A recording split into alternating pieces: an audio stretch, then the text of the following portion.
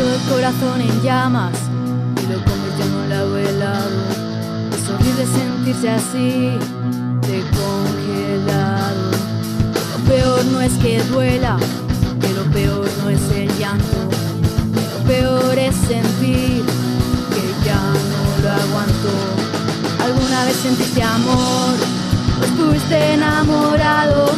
Al final es mejor vivir con este corazón congelado. ¿Alguna vez sentiste amor o estuviste enamorado?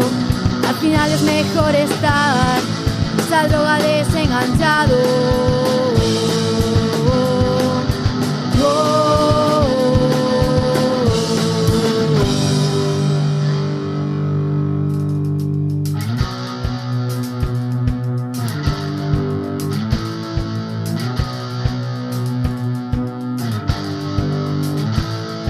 Consigo sacarme de estas paredes, sigo atrapada con diferentes niveles, porque esto es un juego y el premio ya lo tienes. Es ganar esta partida, aunque sepas que me quieres.